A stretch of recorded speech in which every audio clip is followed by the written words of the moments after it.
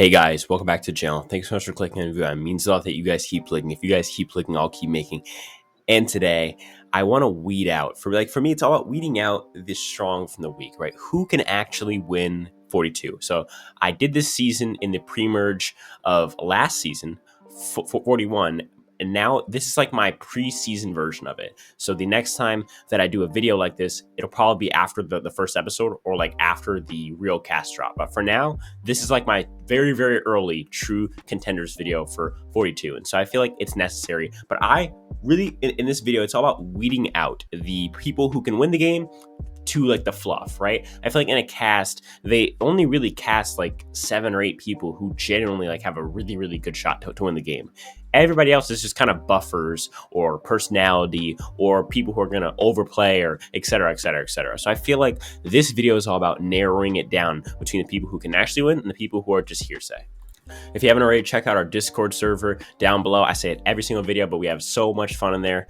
94% of you guys who are watching these videos are not subscribed. Let's change that. It's easy and it's free. And if that's, let's get into the video. So before we start, what is a contender, right? Because I feel like it's good to establish my line of reasoning for picking these 7 people that I chose, as being people that are giving off contender vibes. So what do I see in a contender? What am I looking for? What traits do they have?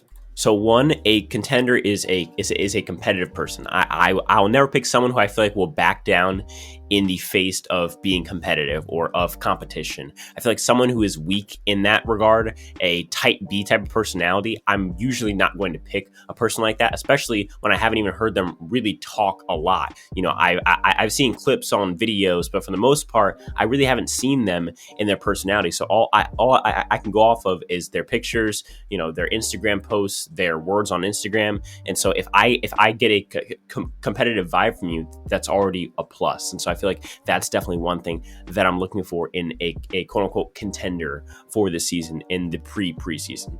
Another thing, if I feel like you just don't really know the game that well, it's hard for me to really pick you as a contender, because contenders are people that win, and people that win are not usually people who don't know what the game is really about. So you don't have to be like an Adam Klein super fan going in, but I need you to actually feel like you know the game, like you know what's going on, like you're not just some oblivious recruit who just came on the show for Instagram followers.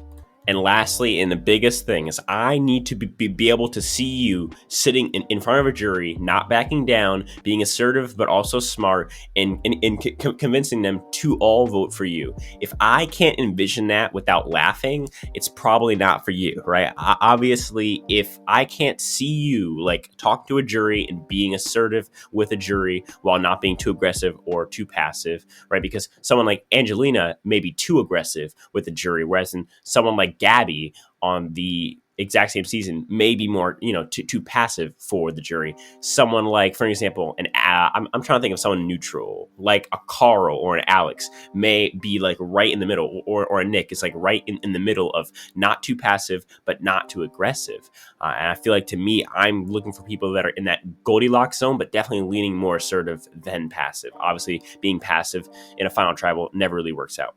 So the first contender that I have is Chanel Howell. I think Chanel, to me, is a very strong woman. And again, that term is always thrown around as this weird feminist term that they use to describe women who defy men, or quote unquote. But no, I think Chanel's an actual strong woman. She's a strong personality. She looks pretty strong in real life, just actually physically. She is what your actual strong woman is, not some sort of phrasing for Twitter, but just actually she seems like a woman who is very convicted in her ways, and dominant, which is always good in Survivor. You don't want to get you obviously don't want to submit on Survivor. You want to be the one making others submit, and so I think that that's also good for her game. I could see her making friends with people and not being too cold and standoffish. I feel like she is definitely socially a butterfly in her everyday life, and that's always good as well. Seeing people like Shan, who just has a knack for making friends, or at least on her original tribe, has a real knack for making friends. And even after the merge, even with her enemies, she made friends with everybody, and everybody wanted to work with her, not only as an ally, but as a #1 ally. So I am curious to see what Chanel can do in the game and what her ceiling is, her floor is. But I definitely have some faith in the way that I think that she'll play the game, which is aggressive, which I think is good, especially on in an era where juries love aggressive female final tribal candidates. So I feel like if you're at the end and you're an aggressive female, you're almost guaranteed to win because juries are now favoring women more than men in Survivor. So I definitely think that she's also in the right demographic to win the game. Next person I have is Jonathan Young. He's probably my winner pick right now. I love this guy. This guy, he's like Rupert and Malcolm and like Joe, and like she's just awesome. He's a great guy. Apparently he like works in or he doesn't work, but he volunteers in third world or second world countries to help entertain kids, I think, or raise money or something. But from what I see on his Instagram, he's very active there. He was there in the past month. This guy's the all American dude. He rides bikes. He shoots guns, which is just funny to me. Like he loves the ocean. He loves the beach. He loves surfing. He is like the all American dude. He's jacked. I mean, have I mentioned that yet? I feel like to me, he's just like your guy who is perfect. And I feel like people are going to see that and really gravitate towards that type of personality, that perfect personality. Hopefully he's not like an arrogant guy and instead he's super humble, because then that would be even better, if he was all that and then also humble on top of that. Like for an example, obviously Xander's not, all of that, but Xander is a guy who, he's a good looking guy. He's smart. He's going places and he's young. And yet he's not arrogant. He's very humble about it, which makes him even more of a better, social butterfly in the game. So hopefully, John isn't cocky about it and it is instead more humble about it, because it's going to attract more people to him. But I think that his overall personality, as well as his physical ability, will probably keep him from going in the pre-merge, and will probably at least keep him to the merge, where he'll then have to have really, really good bonds, or just simply win out at the post-merge with two things that I think could be very possible for him to do.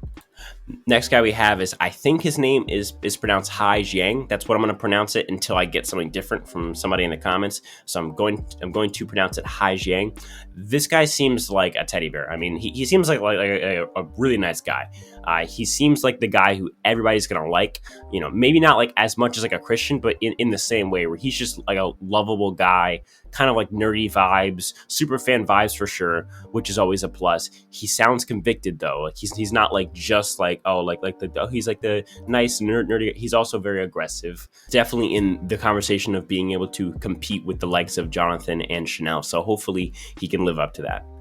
Next person I have is purely based off of them being super likable, and I think it's really going to help them make tons of friends. I think everybody is going to like this person, and even when they get voted out, I feel like this person will have the entire cast just as a best friend after the game, and that's Marianne. I think Marianne is someone who, to me, like every picture that she has, she's smiling, she's having fun. She just seems like she's always even in the 42 trailer, they show a picture of her, and I think maybe it's Omar, I think, looking at each other and just smiling and yelling because I think they found an idol or something. And so I'm very, very excited to see how she blends in with her tribe. I think she's on a tribe that also works for her with a bunch of other very likable people. So it's not like her, she's the only nice person on her entire tribe. So hopefully I think she'll really like the people that she's with, and hopefully she can make friends with them. It seems like everybody who she comes across wants to be her friend, because she seems like such a lovable person and very unconditionally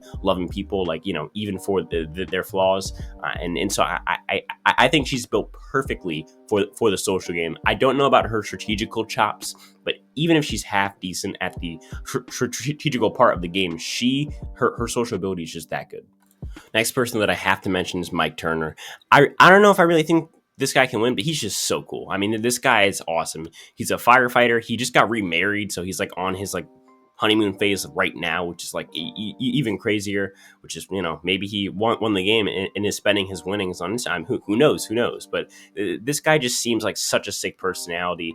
He has a picture on his Instagram of him just holding a gigantic slice of pizza and just eating it, and just like the camera right, he just looks like a G. This guy is a G. Like if the word G, if the phrase gangster was just like encapsulated in one man, it is this guy. He's a retired, I believe, a New York firefighter, but I might have read that wrong. But he just seems like a guy who is very selfless in his everyday life.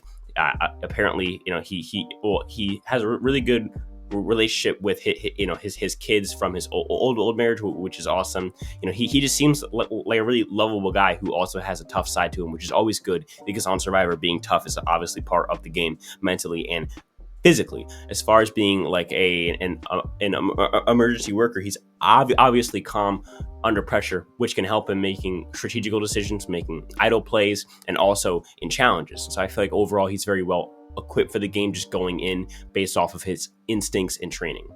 Next person I have is Omar Zahir. This guy just seems like such a super fan. Like I couldn't not put him on the list. He seems like such a super fan to me. He's so like smart just from his pictures. He's obviously a veterinarian, so obviously he's gone to school a lot, so he's definitely a sharp guy for sure. But I think just any doctors on Survivor, like, I mean, they're either there because they're like a Peter who just has a gigantic ego, but most of them are pretty darn smart, because there's so much schooling to go through to become a doctor that I feel like this guy is going to be a sharp dude. He may overplay himself out of the game, or like maybe play so hard that he becomes a villain, but I feel like he's definitely someone to look at as far as having strategical chops. I don't know how well his social game is going to be. I feel like people like Marianne and Hai will beat him out as far as social game, but I feel like he might be our best strategical player on this entire season, just at first glance.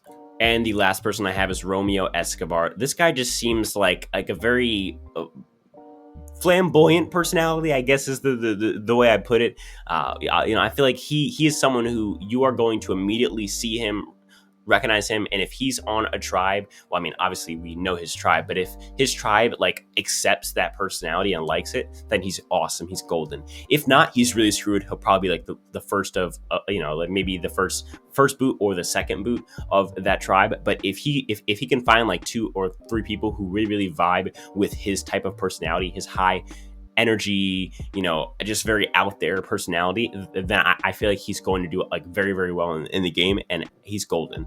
I really do think that it's just a matter of what like his tribe dynamics are, and if he can get lucky, and then if they swap, him not getting swapped screwed. I think that there's a lot of elements that could keep him from succeeding, but there's a lot of them that could also propel him into succeeding. So I feel like his case is more of a coin flip, if anything else. And so that's my 7 contenders. I feel like the contenders for this season are more scarce than the last season. I felt like last season going in, I was very confident in JD. I was very confident in Ricard. I was very confident in not really Xander, but Danny I was very confident in. I was also pretty confident in Evie going in.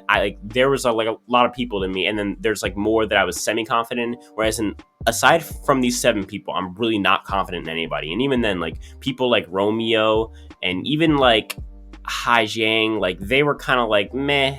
Am I really confident in them? Like, or is it just like half and half? So to me, it is one of those things where I feel like there's really like 5 like guaranteed people who are definitely contenders, who are definitely good players. Whereas in last season, I feel like I could have named 6 guaranteed and maybe 2 to tack on. Whereas in here, I named 5 guaranteed and then I tacked on 2. So what are your thoughts? Who are your contenders for this season? Tell me down below in the comments. Join our Discord, top link in the description.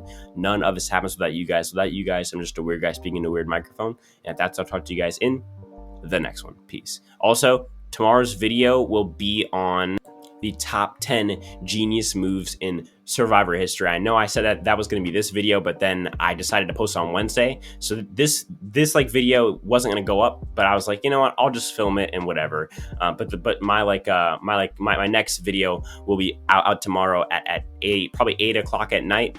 Tomorrow being Thursday, and it'll be about the top 10 genius moves in Survivor history. I think it's one of my best videos to date, and I think you guys are really gonna like it. Tell me if you guys like these top 10s, If you guys want more 42 content, what do you guys want? Let me know in the comments. And if that's, I'll talk to you guys in the next one. Peace.